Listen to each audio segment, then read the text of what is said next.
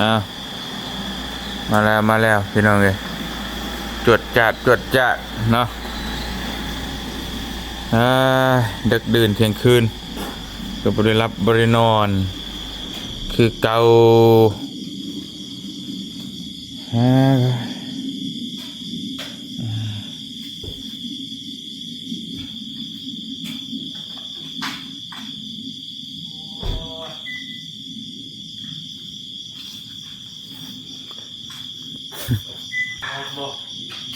ยังมาจะถึงได้สวัสดีพี่น้องเลยเนาะไปส่งน้องเมฆมาพากันไปทางใดไปส่งน้องกิ๊บน้องกิ๊บส่งอยู่ใช่ไม่ชมมันคนสิมไปเลยพอดีแล้วมาเจอกันอีกคเนี่ยผมเด็ก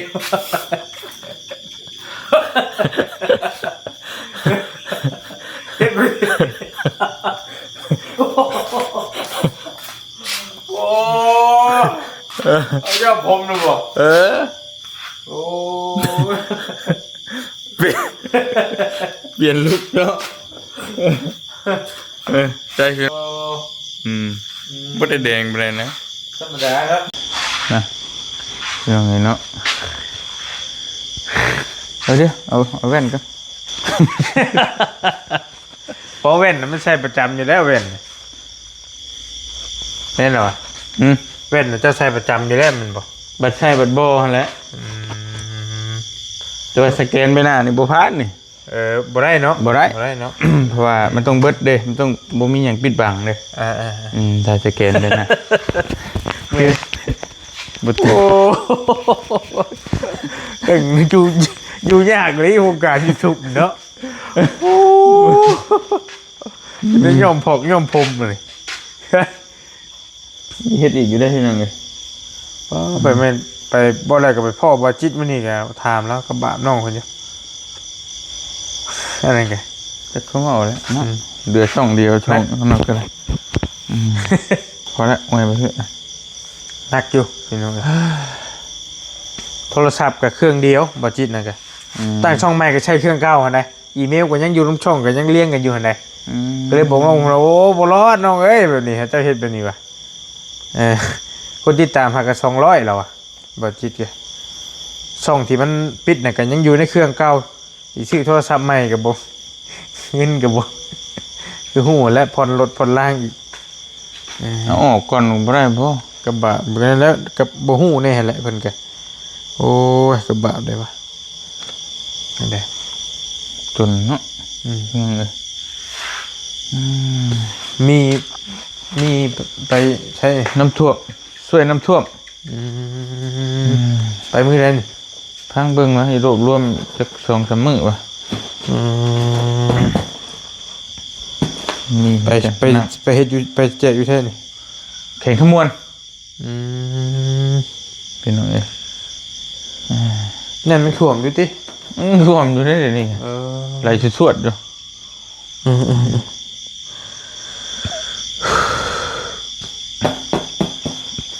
แต่มีทั้ง FC เพิ่นแน่สิไปน้ำคนดูสวรรค์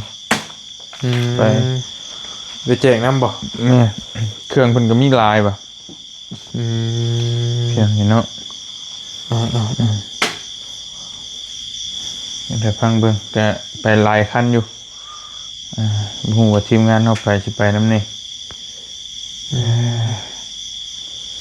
คุยกันเบิ่งเนาะไปกันนั่นแหละ มาจะพุ่นเด้มันจะส่งน้องกิ๊บมันแหละแล้วก็ถ้ากันถ่ายคลิปกับน้องมิคนคุยกันแล้วก็มาไปลบมาอย่างนี้เนาะไปสัตว์ปุ๊บมาจากบ้านนาโพแล้วสัตว์ลงสวรรค์พอดีลบไปแล้วเห็นได้ก็นั่นเจ้าสิบนั่นบ่เจ้าจะขึ้นสิบปูนบ่เจ้าจะนะครับพอจะไปนี่วันที่21เจ้าของพุทธแล้วก็นั่นก็จังหวะนี่แหละประมาณที่21 22เนี่ยสิไปบ่ไปกับบ่ยากดอกได้อยู่เบิ่งว่า เนี่ยพี่น้องเนาะเอาใกล้ๆเอาพี่น้องต้องใส่เล่นใกล้ก็ได้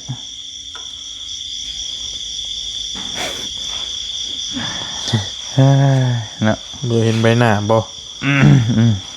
คุยข้างหลังเอาบ่ล่ะ เข้าข้างหลังเอาพี่ ใส่ฝากขึ้นปากบ่ อันนี้ก็ได้เนาะเห็นหน้า เงียบละมันนั่งหันก็ได้ ก็ได้ พอดีกระเทิน อยู่เนี่ย โอ้ยวงการยูทูบลำบากเฮงดี มันรอดจากเดือนปลายนะพี่น้องเห็นได้เลย4 เดือนหน้าช่วงน้อยเดี๋ยวแต่มันปลดแล้วปั๊บก็หายห่วงดอกบาท ระดับได้ย่อมเพาะย่อมผม บ่ได้คิดเลยพอเตียงก็บ่ได้คิดจากโยมนั่นตะกี้ก็เพราะว่า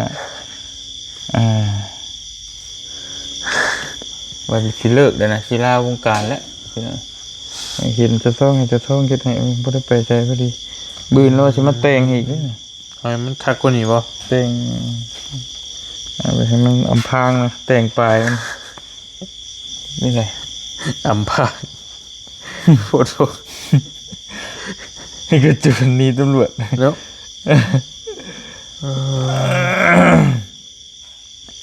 มันก็สมมุติมีความผิดแต่พี่น้องความผิด AI แหละคือว่านี่แหละสร้างชีวะเขาก็ได้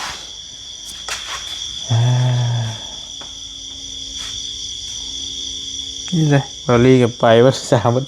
4ไปหลอดอีกช่องเลย 4 ช่องโอ้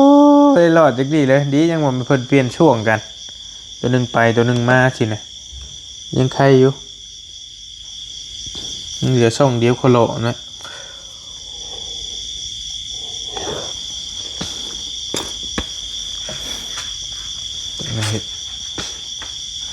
คือว่ามีแนะถามนี่เจ้าก็ ซึ่งเกี่ยวกับน้องนั่นแหละ ต้องกิบบอก ช่างเอื้อยเพิ่นโทรมาถามว่าเพิ่นได้ไปอยู่น้ำอยู่เวียงพุ่นคิดว่าเพิ่นบ่มีหมู่อยู่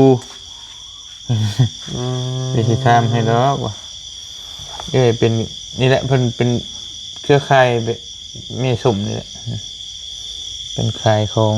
ขายครีมก็ยังไม่สมจะไป โอ้โอเคก็ส่งหาอยู่ นี่แหละ ส่งหาบริอยู่เป็นตัวแทนบ่ผู้นี่ นี่จะแท้นะ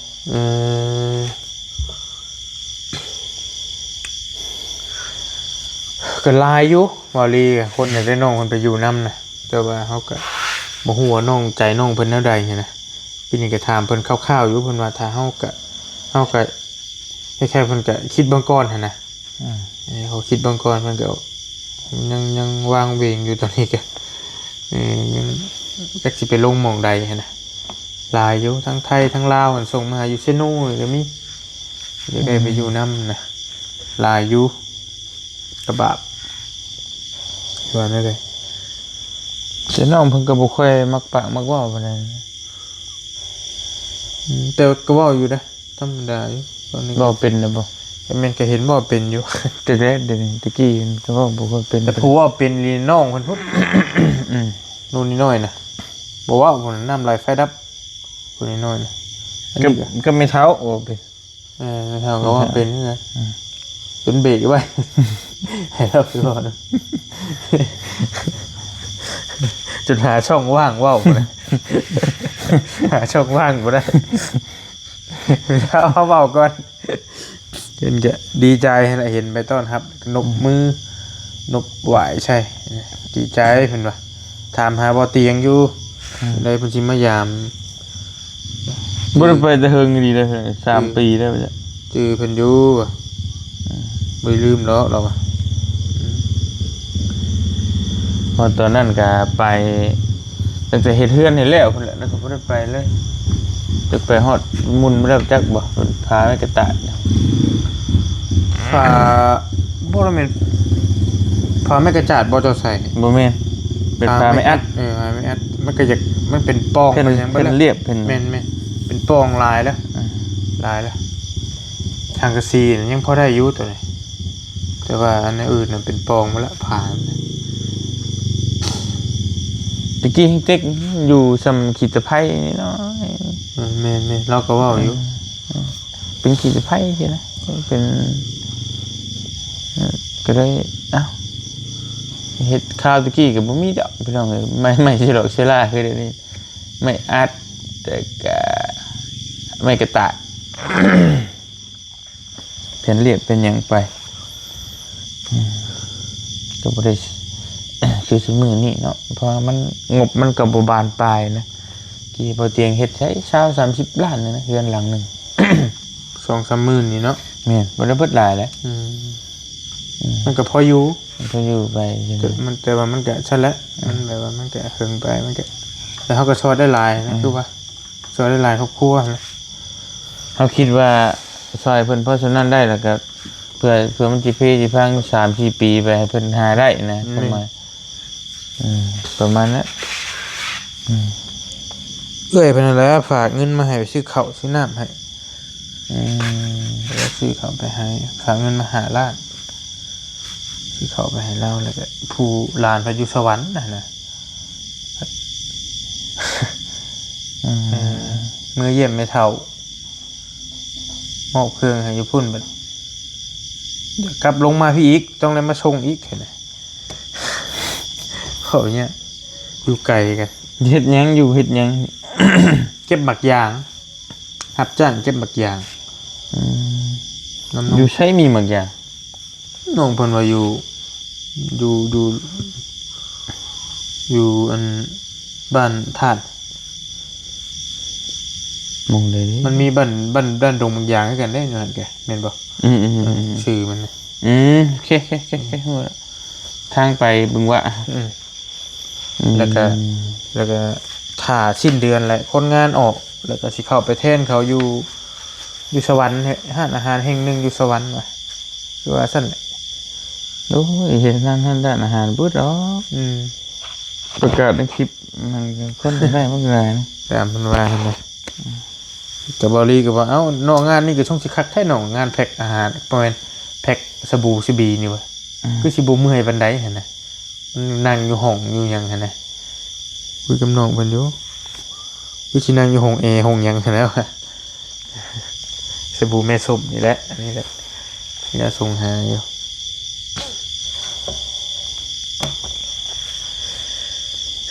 จักสิว่า ไปแบบไผแบบมัน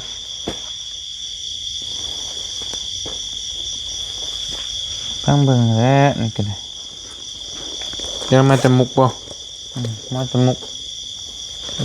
บ่ได้ไปทางใดพี่น้องบ่ได้ไปใช่เด้อนะมันก็เจ็บหัวเนี่ยมันแบบตื่นเช้าแล้วเอ้ยหาวันนอนดึก3 โมงก็แล้วมันแบบพอกระเทินมาก็คำเบิ่งฮอด เป็นจักสิไปใช่ หดลงเลยโอ้ยเละเลยเนี่ยใช่ก็เป็นหน้าพี่น้อง เนี่ยเนาะ เด็ดโอ้เต็มสติงนะ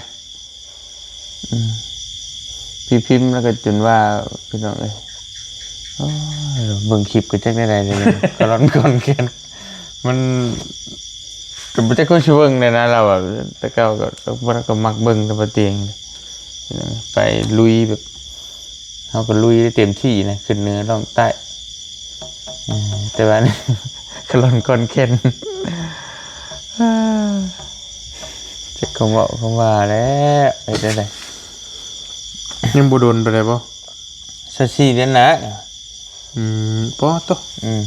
จะเติบหนึ่งแล้วมิงหนึง เดือนปลายนะเดี๋ยวอะไรก็ได้ อีกเดือนปลาย เดือนปลายฮอดแล้วก็บ่แม่นว่ามันสิได้รถเลยเรื่องของข่อยนี่แหละตรวจสอบ บ่ได้ก็จะให้มันวิทย์นะวิทย์กำหนดมันก็ยังใครอยู่เฮาก็ทายตัวนี้เต็มที่นะให้มันเบิดมันปลดล็อกแล้วอ้าวเจ้าวิทย์และนะประมาณนั้นนะ อนุญาตสิ แม่แต่มันยังอยู่ในความผิดแต่มันเอาความผิดตัวนั้นมา ไล่ว่ามันเป็นคนคนเดียวกันบ่นี่แต่นั้นมันวิทย์เด้ประมาณนั้นนะ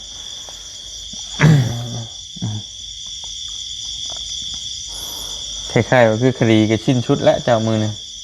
แต่ท่านให้ออกไปซื้อท่านอนุมัติซื้อ สวยเนี่ยเนาะ เพราะคำบอกอย่างดีเขาก็ทายช่องนี้ได้เต็มจริงๆก็โอเคอยู่ก็บอกว่าบ่ได้เดียวแล้วเดี๋ยวที่ได้เลยเต็มมือ อีกช่องหนึ่งนะผัดต่างหากอะไรกันที อันนั้นยังบ่ได้เส้นบ่ได้อย่างเลย แต่ว่าผ่านไปแล้ว ไปแล้วก็ได้ส่ง300นี่แหละเดี๋ยวเขายังบ่ได้อย่างเลยใช่ไหมมันข้างดิ่งมันก็บ่จะเต็มจริงไปได้นั่นก็ลงมือในคลิปตัวว่าสิมาตัวนี้นะตัวนี้ก็นั่นก็บ่ให้เห็นหน้าร้ายเห็นปิดตัวนี้ก็แล้วปิดตัวนั้นยังตัวนี้โอเคนะเดี๋ยวนี้ ก็จะเห็ดคือว่านะย่อมแดงๆอีกบ่ จังนะมันจะชิวพอดีบ่ ยาแล้วใส่นั่นเนาะ แต่ใช่ปลายพุทธปากเหรอ ใส่คลิปแล้วก็ออกได้อยู่แล้ว ประมาณนั้น พลบาทได้ช่วยเหลือกันเนาะโอ้ชีวิต ก็ดีกันนะพี่น้องเข้าตลาดก็จะไปจื้อเนี่ยจื้อเข้ามาเนี่ยเนาะ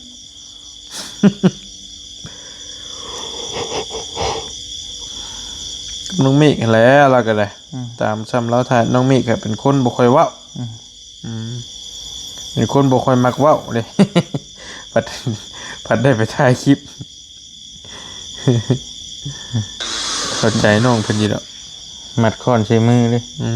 จำเป็น มันเป็นนะเฮ็ดได้ใช่ ยังใครได้เจอคนแบบอันนี้ง่ายเนี่ยมีความอดทนเนี่ยยังฝืดยังเว่าได้นะ พอได้อยู่พอได้ ได้อยู่น้องมิ ช่วยกันก็บ่ได้นั่นดอกพี่น้องใช้ได้เบิดนะที่จะบ่ใช้ เฮ็ดได้ทุกสถานการณ์แล้วกันนั่งกินข้าวเพื่อนปูปลาและเพื่อนยายเพชรไปส่งน้องเพิ่นอยู่หัน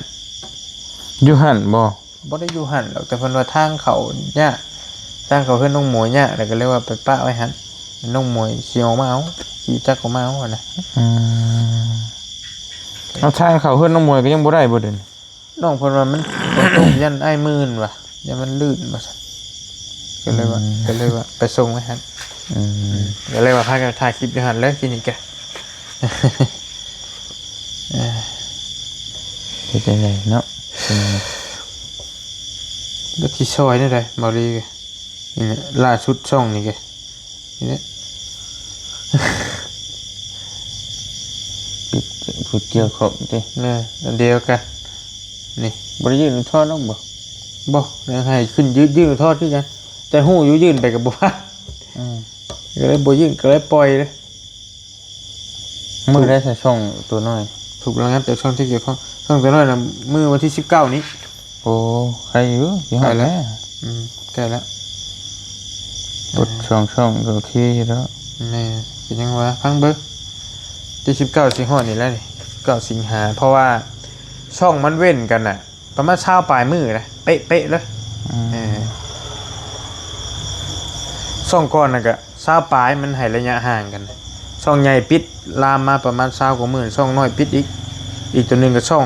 พอน้องยูริปิดลามมาประมาณเกือบเดือนเช้าปลายมื้อแล้วช่องอีกอันนึงปิดอีกใช่ไหมมันให้ระยะประมาณนั้นก็ยังว่าเพิ่นให้โอกาสอยู่ บ่ได้ว่าปิดไล่ปับเลยนะก็ให้เวลาแบบเป็นเดือนเกือบเดือนพุ่นน่ะเพื่อเพิ่นสิปิดแก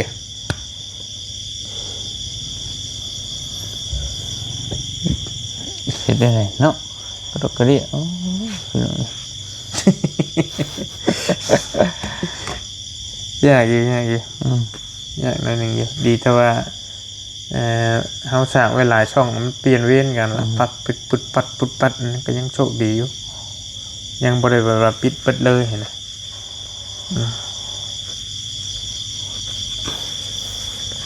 ไล่พิษกัน ว่าปิดช่องหนึ่งพิษกะแล้วไปชวนไผชวนลาวก็ยังใครอยู่เนาะแต่ว่านี่มั้งนี่นอนหลี แต่บ่ให้บ่ให้เกิดเลยนะ อืม แค่ว่าไล่ปิดไปได้เรื่อย เก่งอยู่ดิไอ้ ๆบ่แสนนี่ก็ไปผูกกับของบ่จิตอีก อืม คุยอย่างนี้นี่ก็อ้า ได้ ว เช่นบ่ ก็บ่ได้ถามรายละเอียดคักเผานี่ฝนตกแต่ว่าตั้งอยู่ในเครื่องเดียวกันนะบ่ว่าจิตน่ะไปขอผูกกับเครื่องบ่แสน ตะกี้บ่ แม่นก่อนปิดน่ะแต่ว่าหลังปิดแล้วก็เป็นเดือนแช่ไปหั่นน่ะหาเขาออกเลย ก็บ่น่าสิเป็นปัญหา ก็บ่ฮู้ว่าสิรอดอยู่บ่ก็ยังเว้าอยู่ บ่น่าสิมีปัญหาดอกถ้าออกวิทย์เด้อเพราะมันพอยคิดว่ามันคนที่สำคัญ ก็จังว่า อืม ก็จังว่า คนพี่น่ะเป็นอะไรคือว่านี่พิษเลยสแกนหน้าจังได๋จับสแกนใบหน้าแล้วก็สแกนรายชื่อบัดนี้บ่แซนไปอีกแบบหนึงเลยบ่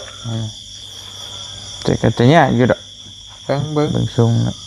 เราก็ว่ามันเดือนตายแล้วเดือนหนึงบ่อ๋อนะ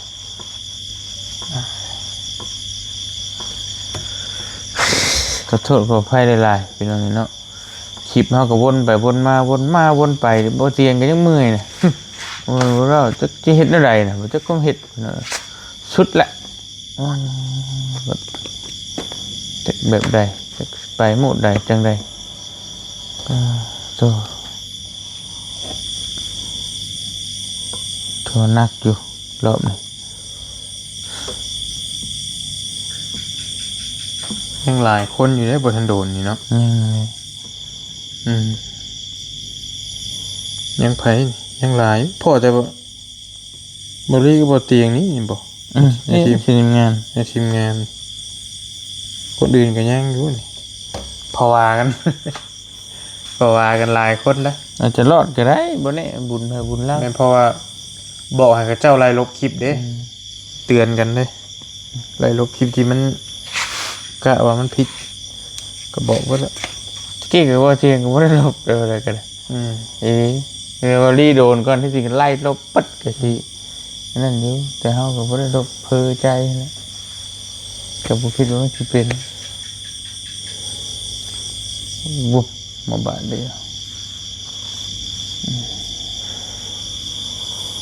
พังไปเพียงนี้ หนักอยู่โอเคอยู่บ่ตัวแม่มื้อนี้ ธรรมดาอยู่ เบิดเท่าไหร่ฟอกไต เก่าแน่2,000 ปลาย 3,000นะเทื่อหนึงเพียงนี้เนาะ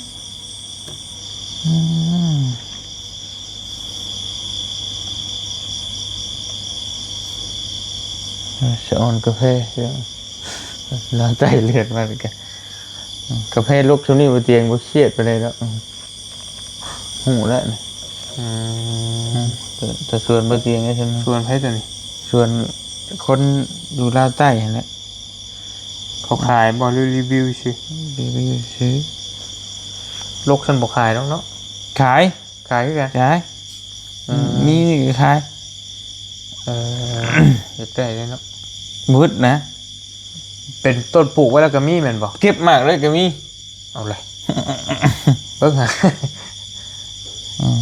ได้อยู่ได้เห็นเนาะแต่แพงแล้วติ แพง มีอยู่บ่ตัวอย่างมาให้เบิ่งดีกว่า เพื่อสิไปเผาเนาะไปดินนี่แกบ่รีบเป็นแห่งคนหน่อย ชามพ่อแม่ลูกก็รอ ง่ายเลย ต้องจ้างนั่นแหละมีคนว่างหรือจ้างไปได้อยู่คนเป็นตุดเป็นตับเนี่ย เอาหมดเตียงซ้ำนี่พะเป็นพวกเป็นงูนฉะนั้นก็จะได้หลายร้อยตัวอยู่เขาเลย ประมาณเท่าไรแบบว่าพอแบบว่าพอมันกะกว้างๆนี่ที่เห็นเขาขายกันนะ ประมาณตีสักล้านหนึง ล้านบาท ล้านปลายแหละ มีกาแฟเพราะ มี อืม ก็แล้วแต่ว่าจะ เป็นบางอันติ แต่ว่ามันได้แต่ว่ามันถ้าสมมุติว่าราคา6-7-8 แสนแต่ว่ามันก็อยู่นอกสินะอยู่นอกก็มี อืม อยู่นอกก็หลาย ระยะทางอีกนะเนาะไกลๆนอก แม่ เมืองไกลเมืองติ ดินติดทางดำบ่อย่างสินะประมาณนี้ ล้านบาทคันขายกาแฟได้ปีละ200-300มันก็ไปเบียร์ก็คืนทุนแน่เนาะ แม่น เออเอาคืนมันนั่นนะ นี่นี่เลย เอาเบิ่งดู ไข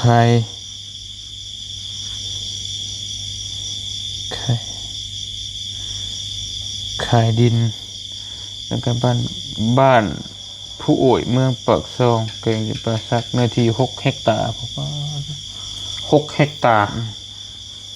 ดินเปล่าอันนี้ แม่แต่ว่าพืชก็มีลายอยู่มันตัวกาแฟป่ะ สู่บ่ไหวดอกกวางอีดินเปล่า6 เฮกตาร์1,000 คูณ 1,000บ่1,000 คูณ 1,000บ่ ไม่ โอ้ เฮกตาร์หนึงก็พอ เอ้าชวนกูเฮกตาร์ไปนะมันก็ไม่ได้เท่าไรนะ มณฑลบ่ มันก็เฮกตาร์ไป อันนี้6เนาะบ่ กระชำ6 ชวนค่อย เออจำไปสวนเจ้ากับพ่อเองเลยนะดูแลสิบไหวแล้วฮะจ้ะ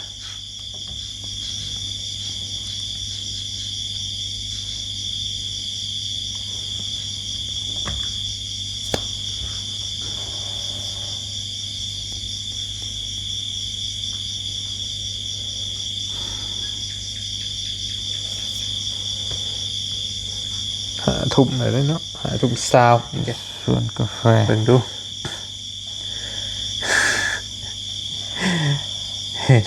เห็นกาแฟเลยอยากได้กาแฟพอดีเลยเนาะไปสวนกาแฟน้ำมูอยากไผสิเบิ่งบ้าดนี้ เจออยู่ เฮกตาร์หนึ่งพอดีแล้ว บ่พอแล้วถ้าที่จ้างคนไปเผาดิเขาต้องเอาร้านเป็นคุบคือของข่อยมันยังบุคุ้มของข่อยกูหันเพราะว่าคือเขาลงทุนจ้างคนได้ใช่จ้างเขาเพราะก็ต้องเอาไอ้นี่อยู่มันก็บ่ได้แล้วยัง2ขึ้นไงอย่าง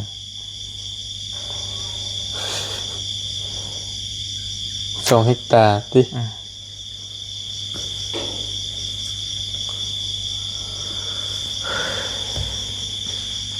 กันอยู่แถวบ้านเขาเองแค่เขาอยู่ประจำเนาะ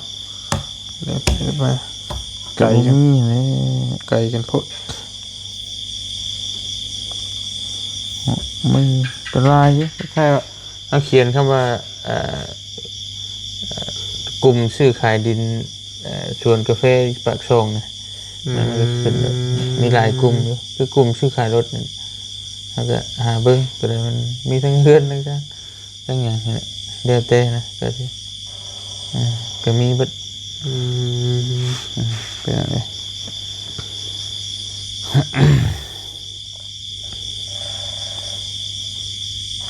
แต่กระโบเด้ตัวนี้อันนี้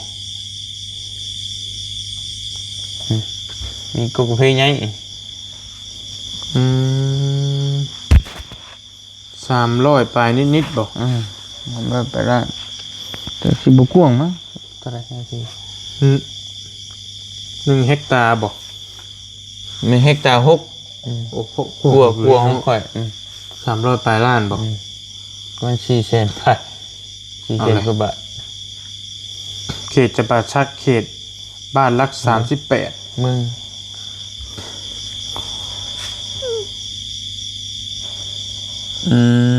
มึงก็อยู่ในเมืองปากซองอยู่ เบ้ครับเอาเลยเฮกตาร์หนึ่งผู้ใดเนาะกาแฟเถ่า จะเท่ากาแฟกลางกาแฟขาวโจรนั่นเลย กาแฟกลางนั่นเลยกาแฟใหญ่ นักจ่าฮบอีกโอเคเอกสารครบนกทองโอเค แต่ว่าตอนแล้วเนาะ ตอนแล้ว มันก็สิได้โบราณบันได ปีนี้ที่เป็นหมากน้อยนึงจำไว้ปีหน้าพุ่นคือเขาครัวใช่ปุยใช่ไร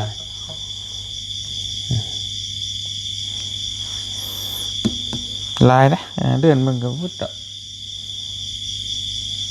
แต่ว่าจักสิมองไรเนาะจักสิไปใกล้ทางใกล้ไกลอีก เอ้าเขาคือบอกอยู่เลยไก่ทางบริบอก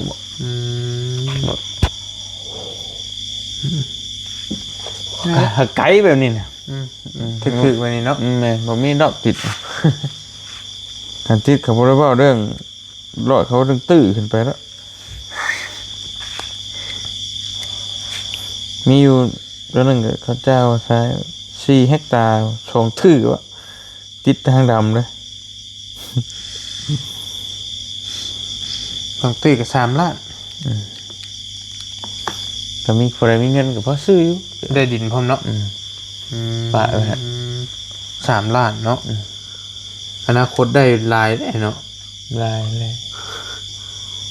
จังกาแฟทั้งอย่างวะเบิ้งกระพัง ลวกไปฮอดกับฟงกาแฟ ป้วงนะพี่น้องป้วงนะสายป้วง มันบ่จะความเห็ดไปเลย ได้ถึง10 เฮกตาร์ทิ่มด้วยได้ YouTube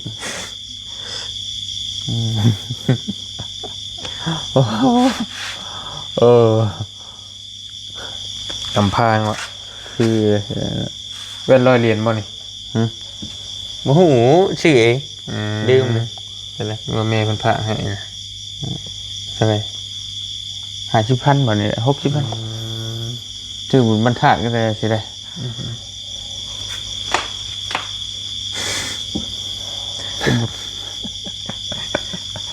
แต่ว่าบ่ได้เลยบริษัทนี่ป้อนะบ่พอ5 นาที ได้ค่ะใช้เป็นมือก็ได้ ปวดตา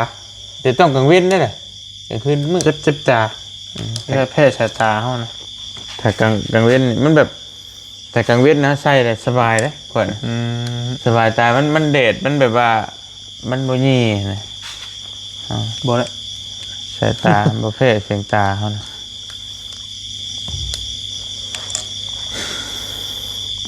เอาตอนนี้นั่นแหละพี่น้องอะไรกันเลยจะคมบอกคมว่า ข้างไอ้อ้อย ถามข้าวคือเก่าพี่น้องเอ้ยมีแต่พังเบิ่งอีก3-4 มื้อนี่แหละบ่เตียงก็เดินทางไปแจกเครื่องคองอยู่แข่งขมวนไปดำมือดำใดก็มาแหละมันไปหลายคนเลยครับไปหึงบ่ได้แล้วก็จังสิว่ากันไหมสิลงใต้บ่หรือใดๆก็จังว่าก็ยังได้หอบลงใต้อีกอยู่หอบไปหอบมา3-4 เดือน เดือนก็4พุ่นว้าหนักหน่วงถึงลงในเอ้ย ย่านติอะไรกันติ แดดไหนยังมันตามมาเดินก็มันคือตัวนั้นท่านได้เปิดแต่ตัวนี้ก็ไปแล้ว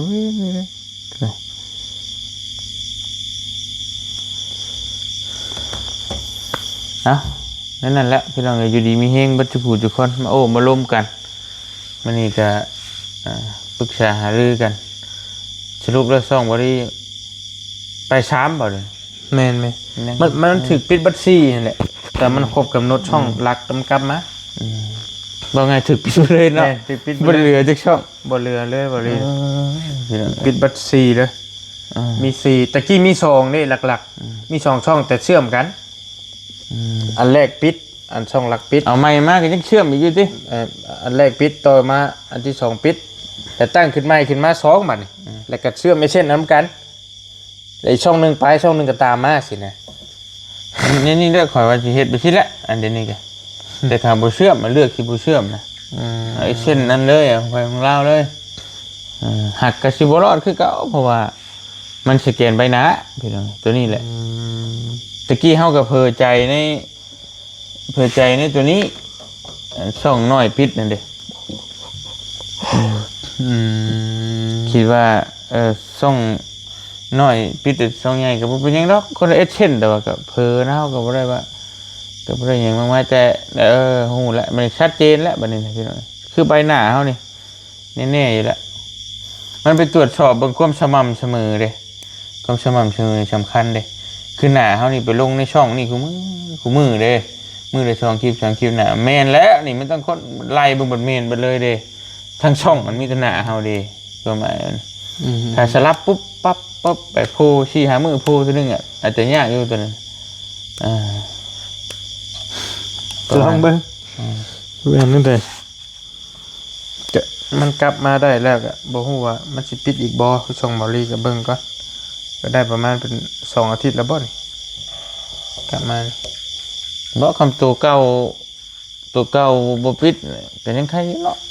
ยันว่ามันปิดใหม่ตัวเก่าสิเอาตัวนั้นมาให้เว้าเจ้าอีกติว่าติปานนั้นเนาะก็บ่ฮู้กันแหละนี่แกแต่ว่ามันสิตีเป็นอันเดียวกันอีกบ่เฮาก็บ่จักอีก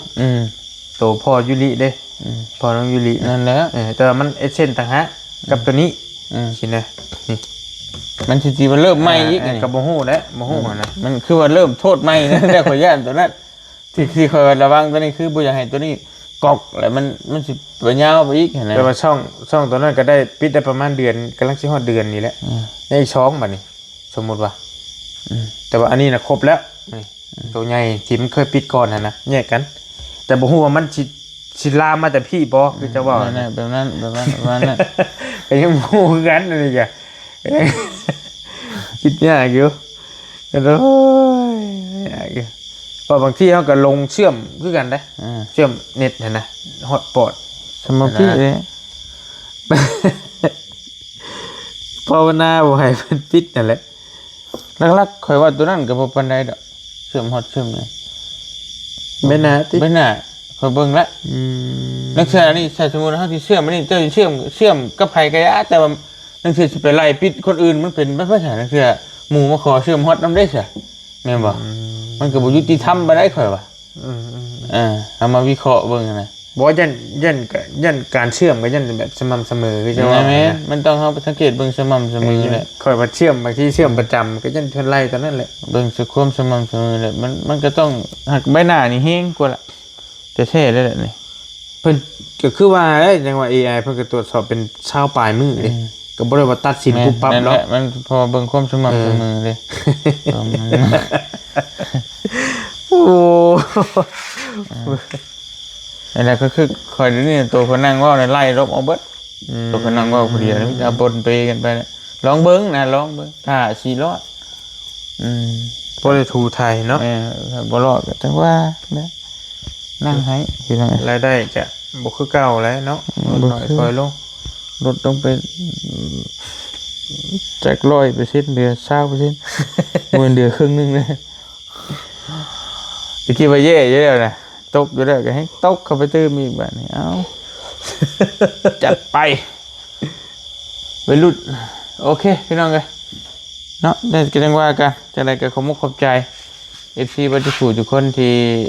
กำลังใจเฮาโดยตลอดมาบ่ปะบ่ทิม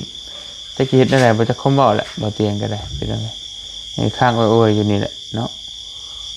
มีในความคืบหน้าก็จังว่ากันจังได้ก็ฝากติดตามในเด้อพี่น้องเด้อบัดจุขู่ทุกคนอยู่ดีมีแฮงพี่น้องเลยสบายดีเด้อพี่น้องเด้อ